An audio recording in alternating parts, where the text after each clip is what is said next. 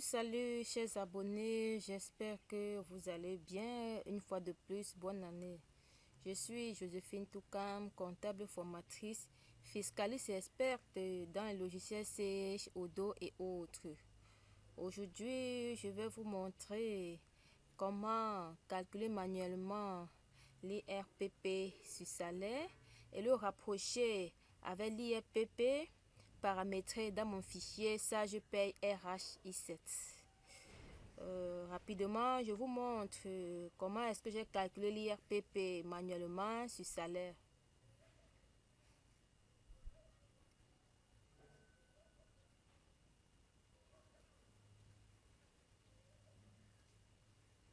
Voici mon calcul manuel de l'IRPP sur salaire de l'employé Taka Marcel dans mon fichier SagePaye RHI7.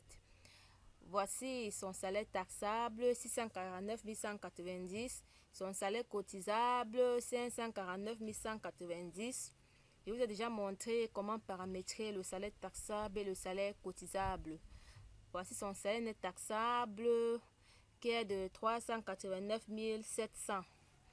Et les tranches de SNT, voici la première tranche, nous avons 16 667, deuxième tranche 12 500 et troisième tranche, son SNT se situe au niveau de la troisième tranche. On fait juste 389 700 moins 250 000, ce qui donne 139 700 fois 0,25, ça nous donne 34 925. Ensuite, on additionne les trois montants pour trouver un IRPP principal 64 092.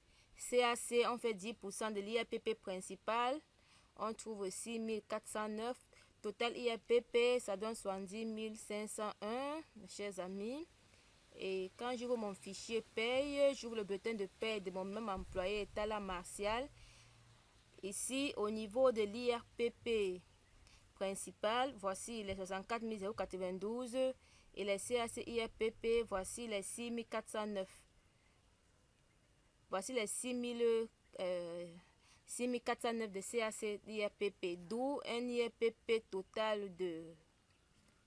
D'où l'IRPP total...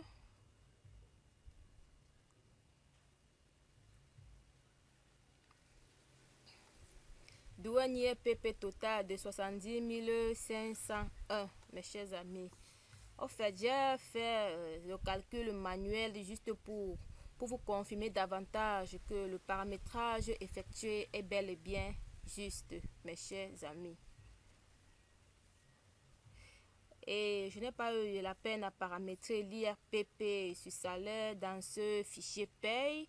Et c'est aussi une façon de vous encourager à paramétrer facilement votre IRPP, puisque je reçois les doléances, les préoccupations de mes chers collègues comptables qui éprouvent des difficultés à paramétrer l'IRPP dans le fichier SagePaye RHI7. À partir de cette vidéo, je pense que dorénavant, le paramétrage de l'IRPP sur salaire ne sera plus comme un épée de Damoclès qui plane sur votre tête. Ne sera plus une utopie pour vous. Suivez juste toutes les vidéos que j'ai mises en ligne sur le calcul de l'IRPP et puis vous aurez la solution. Merci de m'avoir suivi. Merci de partager, liker et critiquer également mes vidéos car je suis pour la critique constructive. N'oubliez pas aussi d'activer la cloche de notification pour vos formations et vos préoccupations professionnelles. Et j'avais oublié, je suis à la fin du paramétrage de mon fichier. Non, je n'ai pas encore fini, je dois insérer le logo. Il reste l'insertion du logo, sinon ce bulletin de paie est déjà prêt. Ce bulletin de paie est déjà prêt à 100% puisque l'insertion du logo n'est pas très obligatoire. Je dois faire une autre vidéo pour l'insertion du logo, mais le bulletin de paie est déjà prêt. Voici le bulletin de paie, nom de l'entreprise, lieu, registre de commerce, matricule, indice, ancienneté, matricule CMPS de l'employé, catégorie, emploi, département, horaire, pardon, nom de l'employé, il réside, congé, salaire de base, prime de transport, responsabilité, représentation, indemnité de logement, prime d'ancienneté et autres primes que j'ai désactivées.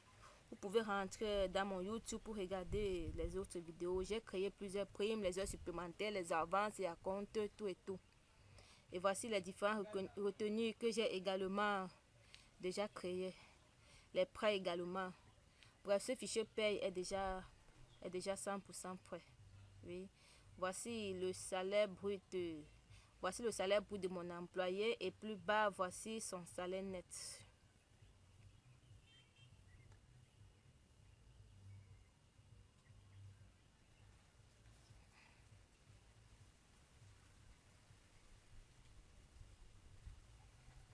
Ok.